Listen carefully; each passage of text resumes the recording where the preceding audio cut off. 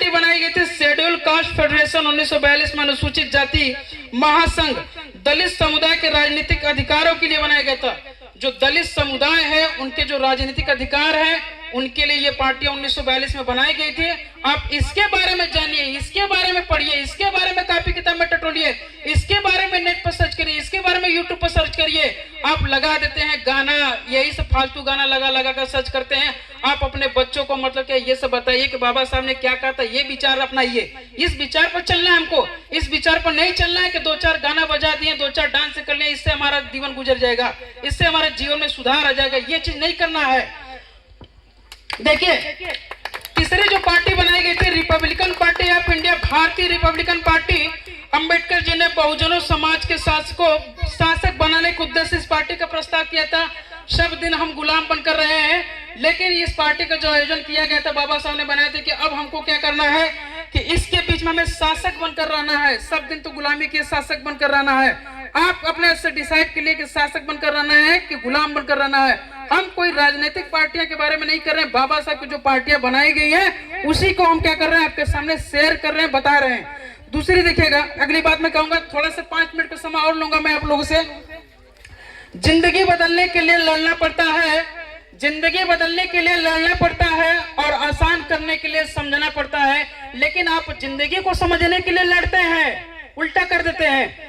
जिंदगी बदलने के लिए लड़ना पड़ता है और आसान करने के लिए समझना पड़ता है। लेकिन हम लोग क्या करते हैं, जिंदगी को आसान करने के लिए क्या करते हैं, लड़ाई झगड़ा, मार पीट, गाली गलौज, शिकवा शिकायत, इसी में व्यतीत रह जाते हैं। तो आप सोचिए कि हमारा जीवन आगे जाएगा कि पीछे जाएगा, और हम लोग कहां से विकास कर पाएंगे, कितना विकास कर पाएंगे। इस चीज को आज अवलोकन करना पड़ेगा, मूल्यांकन करना पड़ेगा, समझना पड़ेगा।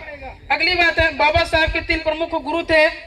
आपके भी गुरु रहे होंगे, आपके भी गुरु। जब तक आप किसी को गुरु नहीं मानेंगे तब तक आप आगे जाने वाले नहीं है। ऐसे भेड़ बकरियों की तरह भटकते रह जाएंगे। जीवन में कोई संबोधित करने वाला व्यक्ति नहीं आएगा। उनको पता है कि आपका कोई गुरु नहीं है और आपके बीच में कोई ऐसा व्यक्ति नहीं है, आपके समाज में कोई ऐसा व्यक्ति नहीं है, आपके कम्युनिटी में कोई ऐसा व्यक्ति नहीं है कि जो एक व्यक्ति को मान सके, उसको आगे लेकर चल सके। ये मैं बात बोल रहा हूँ, जहर बात बोल रहा हूँ। आपको बुरा लगता होगा, बुरा लगना भी चाहिए, क्योंकि मैं सही बात बता रहा हूँ, मैं अपने स्तर से सही बात बता रहा हूँ। अब हर घर में मालिक होंगे, हर लोग मालिक होंगे हर जगह, तो कोई भी कार्यक्रम संयोजित नहीं हो पाएगा। इस बात को ध्यान रखिएगा, आइंदा से ध्यान रखिएगा कि पहले कम से कम 20-25 लोग क्या है एकत्रित होकर, आज एकत्रित हुए हैं, अपने भाव को, अपने विचारों को व्यक्त करके बता दीजिए कि ये कमी थी, वो कमी थी। कल लोग कहेंगे कि ऐसे कहना, वैसे कहना, ऐसे कहना, यहाँ ना कहना, वहां ना कहना। मेरे दिल में कुछ बात थी, मुझे तकलीफ हो रहा था, तब मैं लिख कर लेके आया हूँ, बोला हूँ कि भाई यहाँ पर जो पार्टियां चल रही हैं, यहाँ पर जो संबोधन किया जा रहा है, यहाँ पर जो कार्यक्रम का आयोजन हो रहा है, ये व्यक्तिगत रूप से क्या है, समाज के स्तर से क्या है, बहुत ही अच्छा नहीं है, लेकिन ठीक है। अब जैसा अच्छा नहीं है तो मुझे जो अच्छा नहीं लगा मैं बता दे रहा हूँ। अच्छा देखिएगा, बाबा साहब के क्या है कि 3 गुरु थे, इनके बारे में बात कर लेते हैं। पहले गुरु थे उनके गौतम बुद्ध थे। वे उन्होंने सर्वोच्चम गुरु के, जिन्होंने उन्हें करुणा, समानता, प्रज्ञा का पाठ सिखाया था। गौतम बुद्ध जो थे बाबा साहब के क्या है गुरु थे, उन्होंने क्या सिखाया था, पहली बात करुणा सिखाया था। करुणा मतलब होता है दया की भावना, किसी व्यक्ति विशेष के लिए आपके अंदर कितनी मर्सी है, कितनी दया है।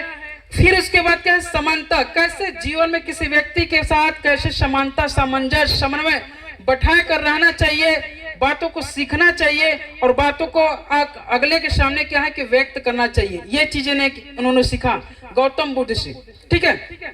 दूसरी बात है उन्होंने प्रज्ञा।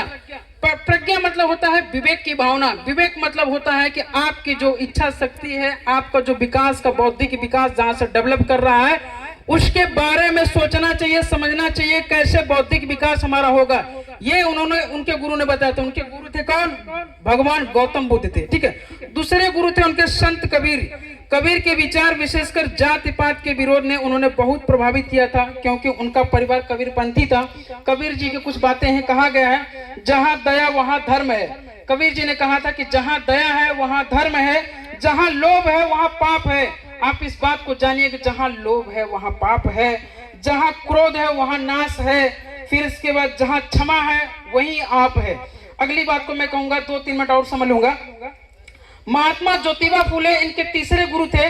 बाबा साहब के तीसरे गुरु महात्मा ज्योतिबा फुले थे, जो कि सामाजिक सुधार, शिक्षा के प्रति दृष्टिकोण और मानवतावादी कार्यों के कारण उन्होंने तीसरा गुरु माना था। सामाजिक कार्य और उसके बाद क्या है कि शिक्षा के प्रति दृष्टिकोण। जो महात्मा ज्योतिबा फुले थी, इनका भी एक विचार था कि सभी लोग शिक्षित रहें, संगठित बने और अपने समाज को लेकर चले। कल आप हमको उदाहरण देकर बताते हैं, हमारे जो गार्जियन है हमको उदाहरण देकर बताते हैं, हमारे जमाने में क्या है, लाइट पंखा नहीं था, कॉपी किताब नहीं था, पटरी से जाते थे, पैदल जाते थे। आज कौन व्यक्ति ऐसा कोई मुझे बता दे कि जो संसाधनों से वंचित है? आज यहाँ पर बता दे कोई भी व्यक्ति जो संसाधनों से वंचित है। पढ़ाई लिखाई इतनी सस्ती हो गई है, फिर भी आप क्या है, पढ़ाई लिखाई से दूर। इसका कारण क्या है?